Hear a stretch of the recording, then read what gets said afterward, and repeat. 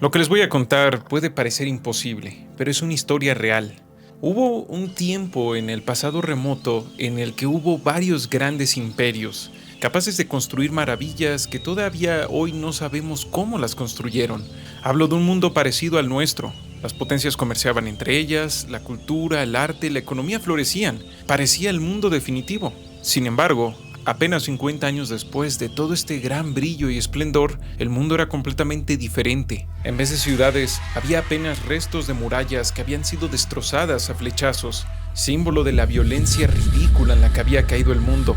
Casi todas las familias reales habían sido exterminadas. El arte y la cultura prácticamente desaparecieron y en general el mundo fue reiniciado a una era más primitiva. Tanto así que los pocos pueblos sobrevivientes que quedaron dejaron de ser imperios para convertirse en reinos decadentes que los que tuvieron más suerte llegaron a tardar siglos y siglos en estabilizarse, pero que jamás recuperaron la grandeza que alguna vez tuvieron. Hablo de una época tan oscura de la humanidad que tuvieron que pasar milenios para que se desarrollara la ciencia suficiente para que la humanidad pudiera redescubrir qué había pasado con esos imperios olvidados. Hoy les voy a hablar de 28 días después, del director Danny Boyle.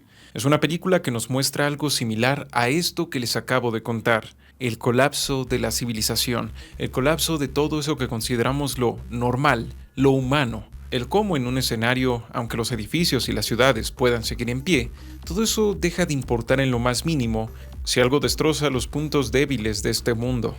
La película comienza en un laboratorio secreto, donde están experimentando con chimpancés infectados con un agente biológico experimental que altera su sistema nervioso. Un virus, pues, que los vuelve extremadamente violentos, así como si fueran zombies. Al lugar ha llegado un grupo de activistas medioambientales dispuestos a liberar a los chimpancés sin importar todas las advertencias de los científicos.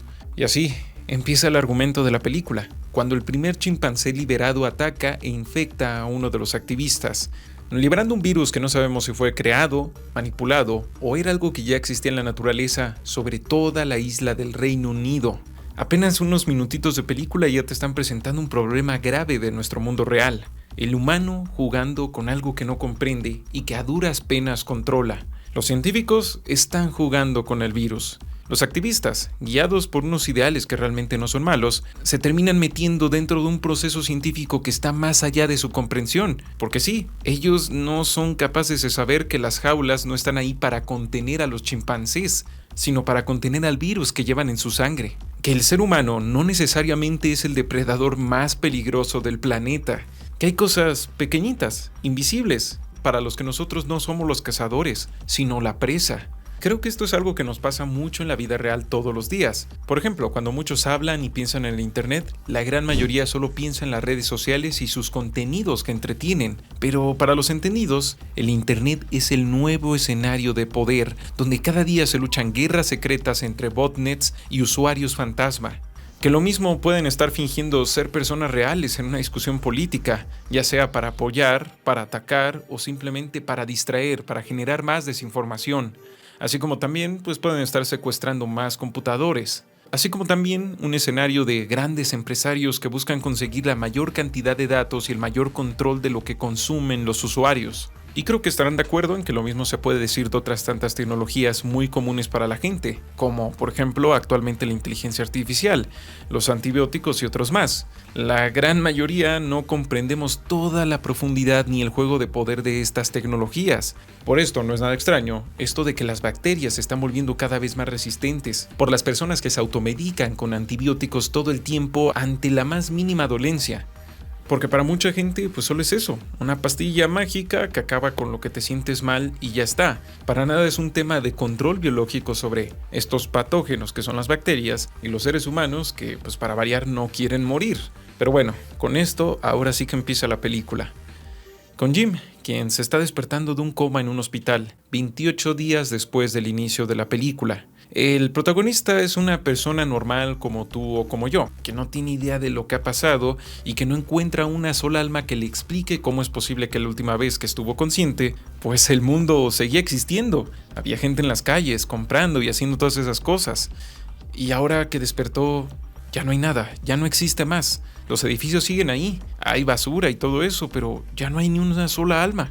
Creo que este es el dato de sentido común, menos común que existe, y es que entre más complejo es un sistema, más energía requiere para funcionar como para mantenerse. Así como, por ejemplo, pues tener una habitación cada vez más grande y con más cosas siempre va a implicar que vas a tener que gastar más tiempo y energía para poder limpiarlo o por lo menos ordenarlo.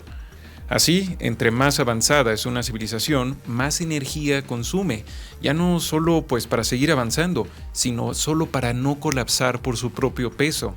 Entonces podemos entender a nuestra civilización como una gran máquina, que entre más módulos, más tecnologías y más le añades, pues gasta más energía, y que en el momento en el que se acabe la energía, pues explota, ya no aguanta, se colapsa en sí misma.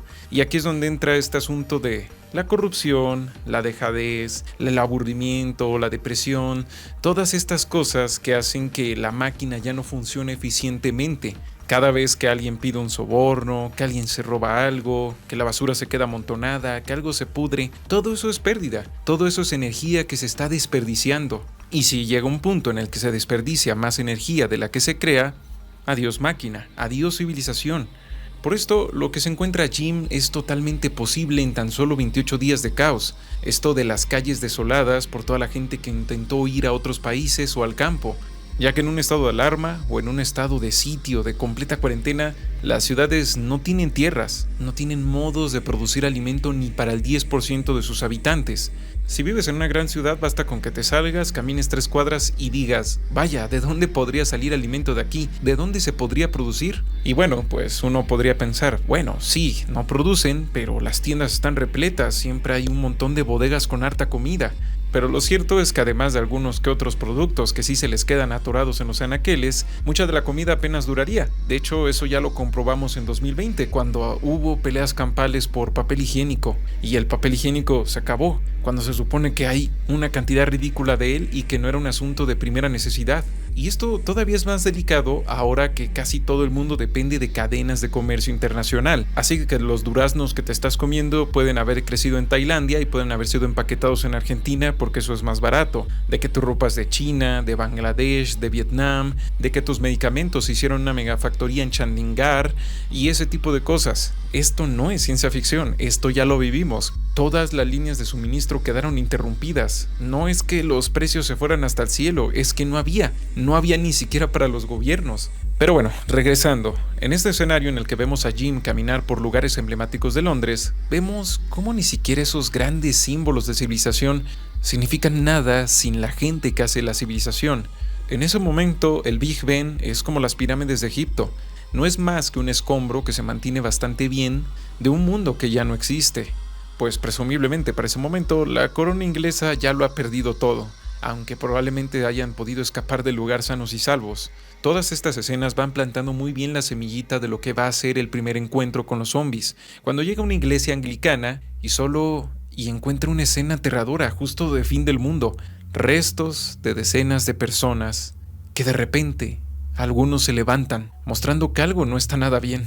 Una de las cosas que más me gustan de estas primeras escenas es que la película no te dice nada con diálogos, no te sobreexplica. Deja que tú te pongas en los zapatos del protagonista y te vayas imaginando qué pudo pasar con todo lo que está alrededor. Entonces, ante esa escena dices, tal vez mucha gente que vio el caos y lo que estaba pasando con la infección, pues solo pudo imaginarse que ahora sí había llegado el apocalipsis, así que corrió a la iglesia en vez de al hospital o a la policía o a lo que sea. ¿O no? Tal vez la infección era tan violenta que la gente pues no tuvo a dónde más correr que a la iglesia y ahí desgraciadamente terminaron acorralados. O la opción que pues a mí me parece más posible. Una vez que los más ricos pudieron escapar en sus yates y jets privados, el cierre completo de las fronteras dejaron a la gente sin esperanza alguna. Así que en esos momentos en los que ya sabían cuál era su destino, pues buscaron en su religión un escape, una protección, o por lo menos un final menos cruel. Buscaron un escape por lo menos mental, una protección por lo menos psicológica, espiritual, o ya por lo menos un final menos cruel en su religión. Y es que uno de los mensajes fundamentales de la película es cómo nuestro mundo es solo una puesta en escena, una obra de teatro que tan pronto como se quede sin actores o sin gente que se crea lo que está viendo en el escenario, pues se revelará como una fantasía, más como un sueño que como algo que es real de verdad. ya que no es solo que hasta el momento hayamos visto la ciudad absolutamente desolada, sin vida, a pesar de que hasta cierto punto los edificios y todo lo demás sigue en pie, y además hayamos visto una congregación reunida en un edificio sagrado, pues que fue exterminada, y que tenemos al propio cura, al propio sacerdote de la congregación, pues convertido, casi demoníaco, con los ojos rojos a reventar. Para el tiempo en el que salió la película, poner a un cura zombificado y a una iglesia repleta de infectados y cuerpos, pues sí, fue todo un shock. Era una perversión directa de algo que todavía era visto con tanto respeto y santidad, pues que hasta verlo en una película sí que podía traer muchos problemas y mucho enojo a la producción. Vaya, eran esos tiempos en los que cuando el Vaticano condenaba tu película, híjole, de verdad era peligroso, de verdad podías terminar con un fracaso en taquilla. No como ahorita, que las empresas intentan que el Vaticano les condene lo que sea, pues para tratar de conseguir publicidad gratuita, como lo llegó a hacer el videojuego Dante's Inferno, que sí, fingió una protesta así de satanismo en contra de su juego.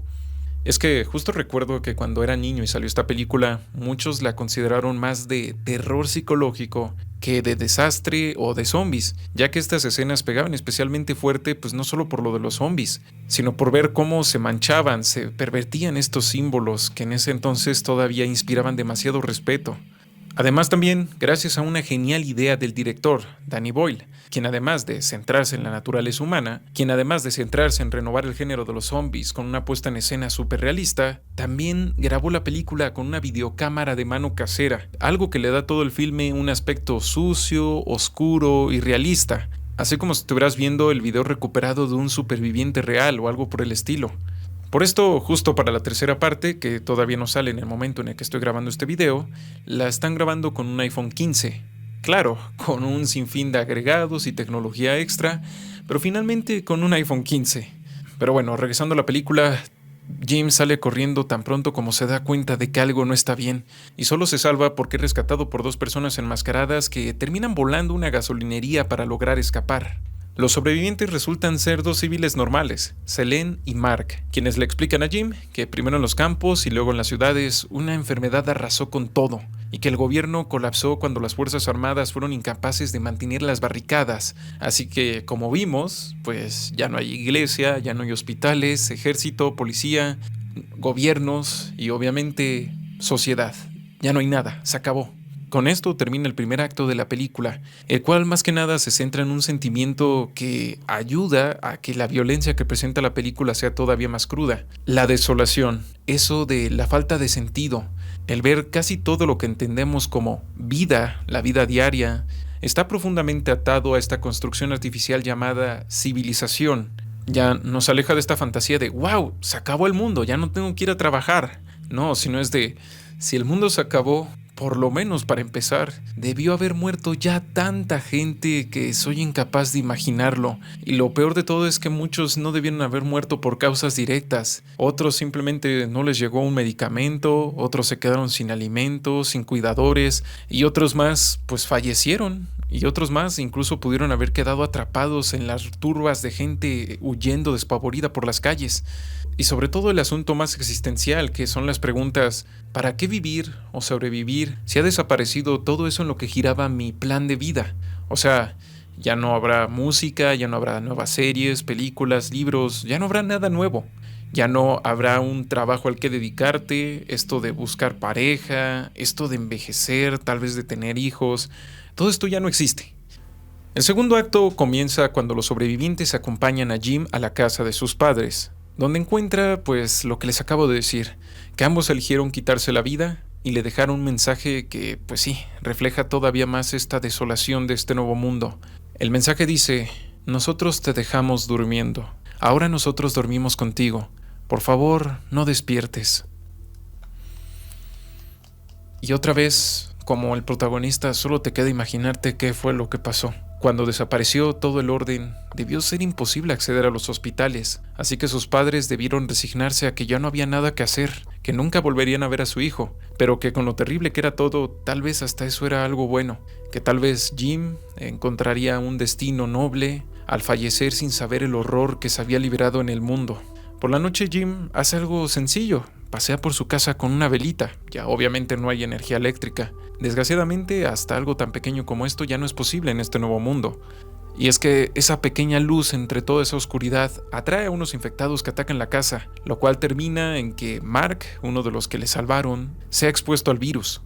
Y ahí, sin apenas dudar, pero con mucha brutalidad, Selene acaba con Mark, quien a pesar de que pues hasta el momento parecía un sobreviviente, alguien que ya tenía claro cómo funcionaba todo el mundo, que había logrado pasar por las cosas más terribles, a pesar de que ya sabía que en cuestión de segundos se volvería un infectado violento, intentó rogar por su vida, como si todavía tuviera una vida que salvar. Porque por más que sepas que estás en un mundo prácticamente condenado y tu fin pueda llegar cualquier día, eso no significa que igual no tengas un profundo horror por el final. Selene y Mark vuelven a la ciudad, donde ven luces navideñas en un edificio de departamentos, y como tampoco tienen muchas opciones de refugio, van hacia ellas. Desgraciadamente en el lugar empiezan a ser perseguidos por 2 infectados, pero para su fortuna son salvados por un taxista revestido en una armadura antidisturbios que vive con su hija adolescente. Mismos que, pues sí, son los que pusieron las luces navideñas en su intento de llamar la atención de algún sobreviviente. En el departamento vemos una escena un tanto surreal, tierna pero cruel.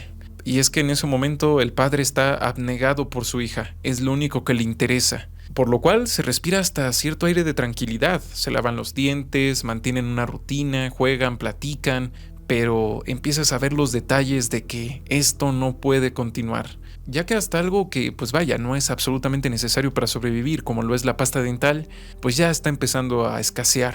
Después de esto se enteran de una transmisión de radio hecha por el ejército británico, quien dice tener la solución a la infección.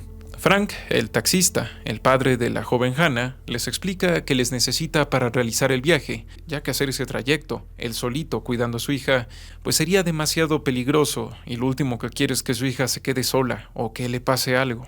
Así que comienzan el viaje, una parte de la película donde al fin hay un pequeño respiro de esperanza y hasta de belleza, pues entran a una tienda para conseguir provisiones para el camino y ahí disfrutan por primera vez de que ya no haya reglas, tomando todo lo que quieren de los anaqueles, arrojándolo, jugando con ello y hasta dándose el gusto de despilfarrar. Dándose hasta un lujo de tener un poquito de comedia, Frank abandona su tarjeta de crédito en la línea de pago pues porque ya los bancos no importan en este mundo. Sobre esto, no es nada anormal que la gran fantasía que hemos tenido muchos alguna vez es esa de poder tomar todo lo que queramos de una tienda. Algo tan jugoso, tan suculento, que hasta el asunto de que para que eso pase antes haya tenido que pasar un apocalipsis, pues nos parece pues más o menos como que se equilibra, como que compensa. Supongo que es lógico que estas sean las fantasías que tenemos en una sociedad educada para el consumismo. Que, pues sí, ante la falta de todo, de orden, de reglas, seguridad y hasta de futuro, por lo menos, tal vez todavía podamos seguir encontrando un poco de sentido en el consumo. Sin embargo, todo este montaje de felicidad se acaba, ya que pronto viene un momento de puro horror, cuando tienen que atravesar un túnel oscuro en el que tienen que cambiar un neumático y se ven rodeados de infectados. Una escena muy tensa, muy difícil y hasta cierto punto esperable. Sin embargo, aquí lo que me gusta mucho de la escritura de esta película es que lo normal, lo que haría cualquier escritor, casi cualquier otra película del tema, es que aquí el padre o la hija tendrían que morir. Tendría que ser una escena épica y cruel de «déjenme atrás, por favor, salven a mi hija», o de «oh no, perdí a mi hija, lo único que me importaba, ya no soy nadie». Pero no, a pesar del peligro, todos sobreviven. Hasta el momento. Y ya, ahora sí, en el campo, vuelve la belleza, vuelve la tranquilidad, hay verde por todos lados, animales. El gris sucio y oscuro de la ciudad ha quedado atrás. Incluso parece que el horror se ha acabado, que tal vez este mundo no sea tan terrible, que las cosas pueden funcionar. Tanto que Jim, que porta un bat con toda tranquilidad, como si no estuviera cargando eso para defenderse de un posible infectado, va y se mete a una tienda en la cual no hay necesidad de que se meta, según él, para buscar provisiones. O sea, ya se ha relajado, ya ha perdido toda la tensión, toda esta desolación. Se siente bien. Hasta, de hecho, parece que se está llevando el bat pues para tener la suerte de cargarse él mismo a un infectado. Y con eso, tal vez hacer realidad la gran fantasía que muchos tienen de disparar o golpear indiscriminadamente a un zombie. Pero otra vez, la película le da un giro bastante cruel a este tema. Y es que aparece algo que es imposible que veas en un videojuego de zombies. O al menos en los videojuegos de zombies que he jugado yo. Un niño infectado. Y eso lo congela. porque de repente la película te revela lo que hay detrás de la fantasía de acabar, de exterminar zombies, que no es más que tener un pretexto moralmente aceptable para poder dispararle a seres humanos, o poder acabar con ellos de todas las maneras que te quieras imaginar. Vaya, el gusto por el despedazar y destruir a otro. James sobrevive, pero se nota que haber hecho eso lo ha dejado bastante tocado. Creo que con esto la película te manda el mensaje de: hey, si los protagonistas consiguieran una ametralladora o algo así, no deberías de sentirte emocionado por ver cómo acaban con hordas y hordas. No, esta película no va de eso. No quiere que te sientas así. Estos infectados, no lo olvides, son o fueron cualquier persona. Podría ser tu primo, tu madre, tu hermana, tu papá, quien sea. El fin de este segundo acto llega con la muerte de Frank, la que nos recuerda que el horror biológico no es el tema de tener un montón de zombies corriendo por ahí. Y es que al fin llegan al lugar donde supuestamente estaría el ejército, pero no encuentran a nadie. Así que frustrados se ponen a merodear pues para ver qué encuentran. Y así, en un simple descuido, tal como también a muchos les pasó en el mundo real con todo tipo de enfermedades, en una mera casualidad, pues pasa que a Frank, un ave que estaba haciendo un ruido en una parte de un techo, hace que Frank, que está molesto, patee el edificio donde está el ave, lo que provoca que una pequeña gota de sangre infectada le caiga en el ojo. Y así de sencillo, sin una escena épica, sin una horda, sin este momento de heroísmo de déjame atrás.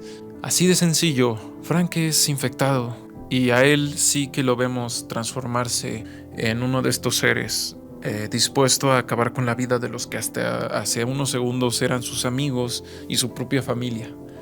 Porque el horror biológico es esto, que algo invisible a la vista, algo diminuto y que puede estar donde sea, en tus paredes, en el agua que bebes, en el aire, puede entrar a tu cuerpo y arrebatártelo, ya sea a través de fiebres, diarreas, dolores graves, parálisis, situaciones neurológicas. O bueno, en el caso de esta película, pues ya convertirte en algo muy parecido a un zombie violento. Creo que por esta razón es tan difícil para los seres humanos pelear contra este tipo de horror, o tan siquiera entenderlo. Nuestras armas, pues sí, pueden detener a los infectados, pero no necesariamente al patógeno. Es el símil de lo que les decía al principio. Los activistas medioambientales no sabían que la jaula no estaba ahí para contener a los chimpancés, sino para contener a lo que llevaban dentro. Y es que todo esto me recuerda a esa escena del segundo episodio de The Last of Us, cuando la viróloga ve que hay un hongo infeccioso que se está expandiendo en el campo de Malasia y lo primero que recomienda al gobierno pues no es, hey, manden doctores, hey, pongan un cordón sanitario, hey, pongan retenes, no. Lo primero que recomienda es bombardeen toda la zona, ya que sabe que la única oportunidad que les queda de contener esta infección es intentar eliminar a cualquiera que haya estado cerca de un infectado. Y esto hablando de una posibilidad bastante pesimista, o sea, a sus ojos el asunto ya está bastante condenado, porque al menos en las cuestiones más básicas, algo así va el tema de la virología. El número de casos registrados de infectados raramente es el número total de casos reales allá afuera. Porque si el país no tiene una buena infraestructura de vigilancia epidemiológica o de hospitales, pues no, va a haber mucha gente allá afuera que va a estar infectada, va a estar enferma, pero pues para ellos va a ser, ay no, me siento mal, pero tengo que ir a trabajar, y que sin querer van a estar expandiendo eso por todos lados. Y saben que si no se actúa a tiempo, si esta cosa se llega a chorrear así tantitito hacia otro lugar, se acabó. Es un asunto que se volverá incontenible, porque el tema con estos patógenos es que son exponenciales. No es de que sea 1 más 1 más 1 más 1, es que es 1 más 2 más 4 más 8 más 16 más 32 más 64 más 128 y así. Es como intentar atrapar un gas venenoso que se escapa con un traste de plástico. Pero bueno, si este tema les interesa, hay un libro muy interesante de David Quammen que se llama Ébola y otro más que se llama El enemigo más letal, que están viendo en pantalla en este momento. Pero regresemos a la película. A Frank le elimina el ejército, quien al fin aparece, y con esto llegamos al último arco de la película, donde la desolación de este mundo llegará a los límites más profundos de lo que la humanidad puede significar. Los soldados los llevan a una mansión donde hay una guarnición de soldados bien organizados liderados por el mayor West, que pues para ese punto parece que tienen todo resuelto. Hay comida, seguridad, limpieza, vaya, hasta hay comodidades. Sin embargo, poco a poco se empieza a ver que no todo marcha bien, así como con el departamento de Frank y de Hannah, ya que los huevos que están sirviendo saben horrible, porque son huevos podridos. Al ser tantos soldados, la comida se les está acabando muy rápido, y con ello también la cordura. Sin embargo, lo que termina de destruir toda la fachada que hasta ese momento estaban logrando mantener es cuando le muestran la supuesta solución de la infección a Jim. Simplemente uno de sus soldados se infectó y lograron encadenarlo. Así que lo tienen guardado para que con él puedan ver cuánto tiempo tardarán en morirse los infectados de hambre. Sí, esa es la solución. No es la clásica escena de estamos desarrollando una vacuna a pesar de que solo tengamos botellas de plástico y una que otra olla de presión. No, acá el asunto es, pues mira, es lógico, en algún momento estos zombies no son mágicos, se van a tener que morir, porque realmente no están muertos. Y esto da paso a uno de los momentos más crueles, pero también más genuinos de la película. Y es que los militares comienzan a especular que la infección no ha salido del Reino Unido y que el resto del mundo no envía ayuda ni nada por el estilo, pues porque han resuelto que lo mejor que pueden hacer es mantenerla en cuarentena. Eso es dicho en palabras bonitas, pero ya en palabras realistas de lo que significa para la gente que quedó en la isla, pues es esperar a que se mueran de hambre todos. Que el que sobreviva, muy bien. El que no, pues no. ¿Por qué? Porque no se pueden exponer a la posibilidad de que el virus salga de la isla. Y todo este argumento lo coronan con esta idea de que muy seguramente al resto del mundo no le importa, que seguramente han de estar viendo los Simpson como si nada, mientras ahí los que están sobreviviendo pues están muriendo. Y miren que a mí una de las cosas que más me interesa hacer en mis videos es marcar estos símiles con la realidad, ¿no? Como en el pasado video sobre la película de Wag the Dog, que sin querer predijo muy bien qué excusa iba a dar un país para invadir a otro. Pues acá estas palabras también fueron bastante proféticas, ya que en la vida real, cuando nos enfrentamos a algo similar, incluso los países que tenían muy buenas relaciones y todo tipo de pactos, se rapiñaron. Pelearon por conseguirse medicinas, materiales médicos básicos, a sabiendas que con eso iban a dejar a otros sin nada. Y eso lo hicieron a pesar de que llegaron a un punto de tener ya demasiadas reservas, más de lo que podían llegar a necesitar, a cambio de que otros no tuvieran nada. Hablo de guantes, desinfectantes, pastillas. Y con esto llegamos al clímax final de la película. Pues el mayor West le revela que la transmisión de radio era solo una jugarreta, una trampa, para obtener mujeres, ya que por la situación en la que estaban, sus soldados estaban cayendo presa del vacío y de la desesperación, de saber que lo más seguro es que no había futuro, y solo estaban esperando pues ya a morirse de hambre. Así que para mantener la cadena de mando, el orden y el control a todo precio, les prometió mujeres. Sí, así de crudo y aterrador. Esto me parece curioso, ya que en otras películas del género de catástrofes, de zombies y demás, muchas veces el gran villano es algún líder de bandidos o de una pandilla que surge después del colapso. Ya saben, estos líderes, exmilitares incluso, ¿no? Que es como de, bueno, pues ahora nosotros somos la nueva ley, ya no hay nada, ahora somos lo que hay. Pero no, aquí el gran villano es el que a veces es el gran héroe de las otras películas, el ejército, quienes, sin órdenes, sin suministros, sin toda esa civilización detrás, son simples humanos, solo que en este caso cuentan con una instrucción en el uso de armamento y también un adiestramiento para mantener el orden, para hacer una cadena de mando. Pero pues esa cadena de mando, sin el mundo que existía detrás, también pierde sentido, lo que como con el resto de los seres humanos, pues puede dar un espacio para los peores horrores. Esto me recuerda que en un video pasado alguien me dejó un comentario que me dio risa y tristeza a la vez. En un video donde hablo de las enfermedades y los dolores crónicos y pues hablo un poquito de mi caso, alguien me comentó: ¿qué se siente saber que no sobrevivirías a un apocalipsis zombie? Miren, me dio tristeza por ser un comentario que tal vez haya dejado un adolescente con ganas de hacerse el rebelde, el especial, porque jajaja. Pero por cómo está el internet en estos días, chance también lo dejó alguien más grande. Y también me dio risa porque inmediatamente pensé en lo más lógico. Bueno, ¿y qué te hace creer a ti que escribes esto que tú sobrevivirías? En esta película, estos soldados saben usar armas, saben varias tácticas, pero sin la capacidad de hacer agricultura, ganadería, solo les quedaría saquear o esclavizar a otros para sobrevivir. Y eso tampoco les asegura nada. Y eso hablamos de gente pues entrenada en un asunto bastante relacionado a la supervivencia. Pero en general de nosotros, las personas de a pie, ¿cuántos saben agricultura? ¿Cuántos saben medicina? ¿Cuántos saben qué comer y qué no comer de lo que puede crecer en lo silvestre? ¿Cuántos saben organizar gente en una situación de vida o muerte? ¿Cuántos sabrían organizar una defensa adecuada de un grupo de saqueadores?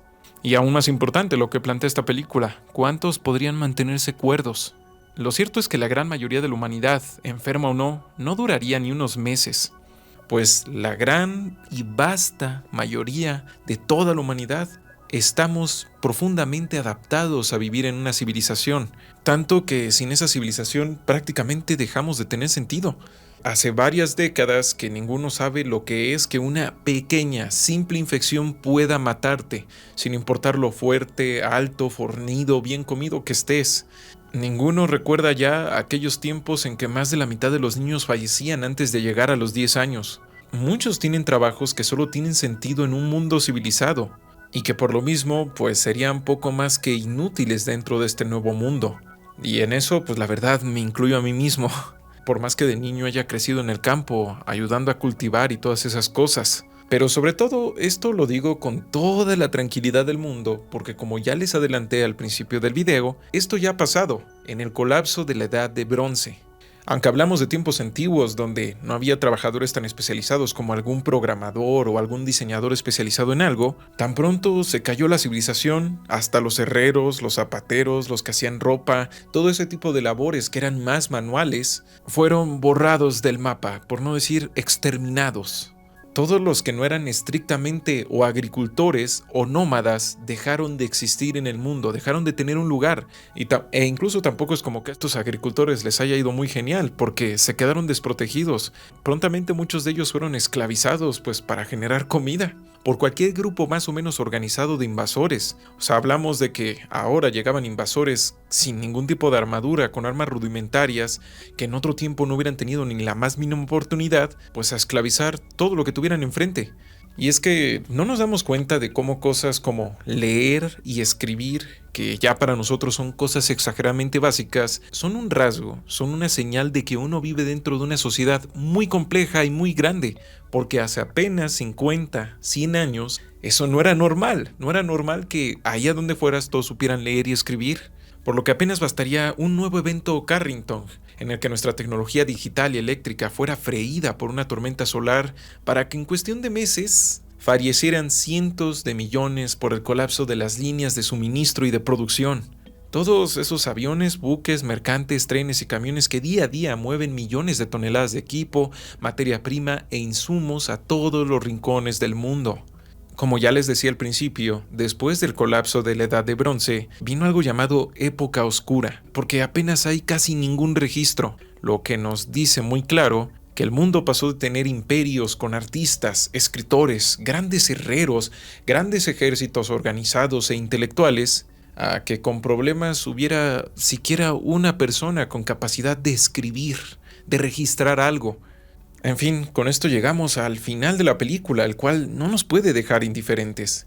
Jim no acepta todo lo que están planeando estos militares, se resiste. Y obviamente, pues los militares dicen, pues se acabó para ti, nos vamos a deshacer de ti. Sin embargo, por pura casualidad, por pura suerte, vuelve a salvar su vida. Y ahora, pues no le queda más que hacer un plan para liberar a Hannah y Selene, porque la película te ha dejado muy claro que ahora Jim tiene un profundo miedo a quedarse solo.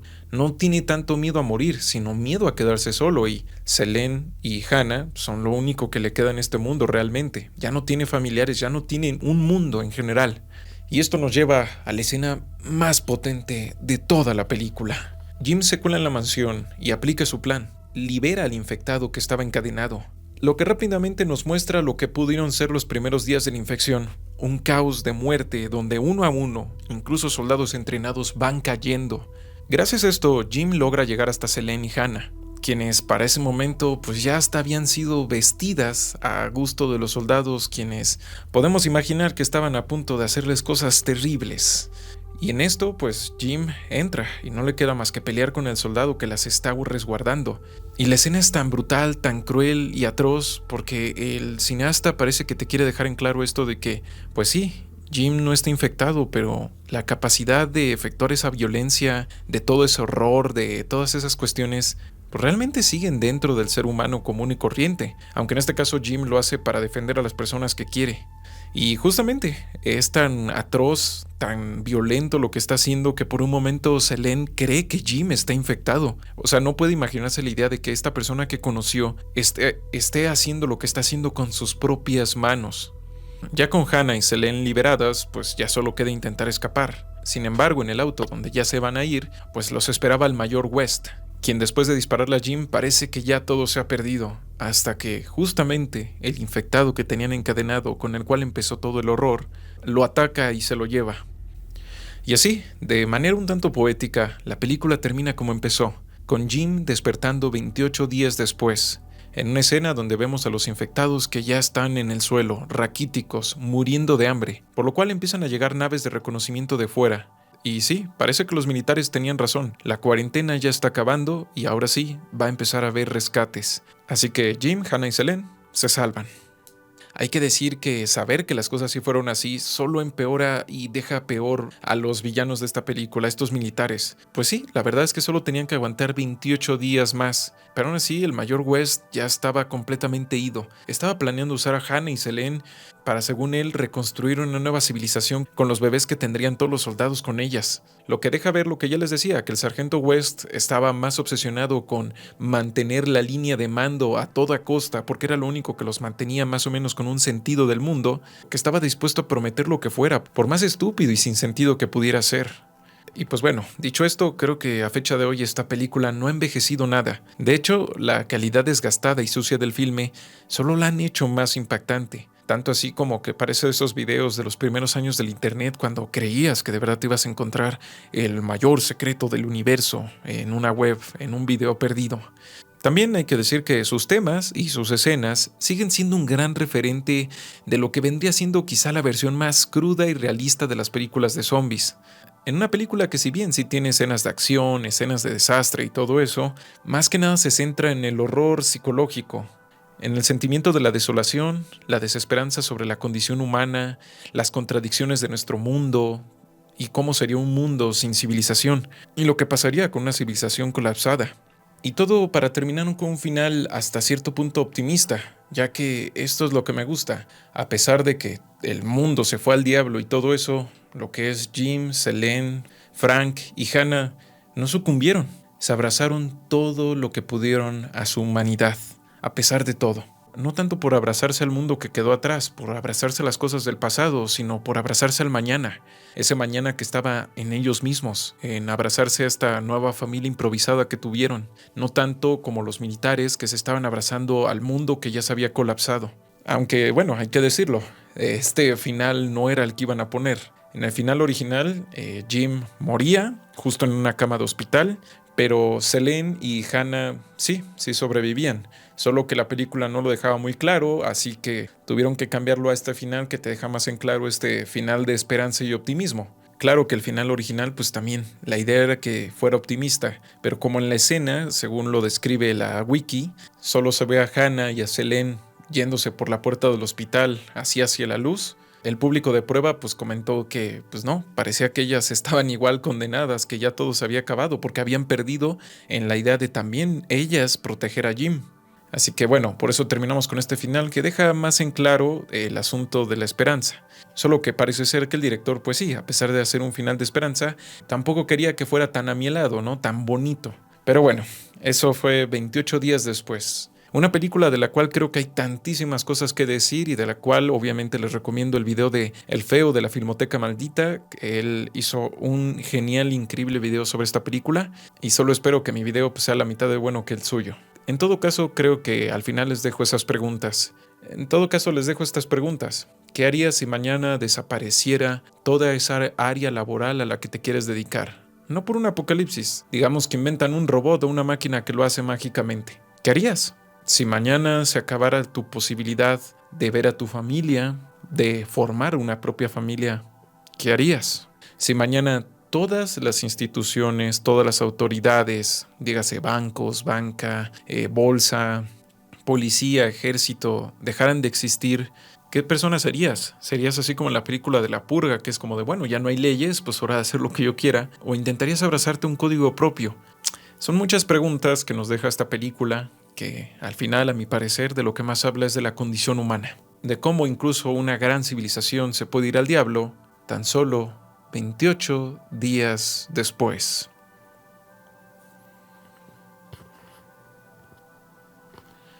En fin, gente, muchas gracias por haber visto este video. La verdad, voy a seguir haciendo este ciclo de películas. Me gustó hacer este tipo de videos. Creo que es interesante y divertido platicar de estas cosas. No sé cuál es la siguiente película. Estaba pensando en tal vez El Club de la Lucha. Pero como es una película que te la bajan bien fácil por el copyright, creo que no. Tal vez no. No lo sé, lo voy a pensar. Pero bueno, igual en los comentarios pueden dejar ustedes, oye, habla de esta película, habla de esto, del otro. Puede ser cualquiera, ¿no? Tampoco es necesario que sea así como la película más profunda del universo. No, creo que se pueden decir muchas cosas sobre cualquiera. En fin, gente, muchas gracias por haber visto este video. En fin, muchas gracias por ver este video. Sin más por el momento, me despido. Gracias, de verdad, gracias por darme la oportunidad de hacer estos videos. Espero que les haya gustado, por lo menos que les haya hecho pasar un buen momento.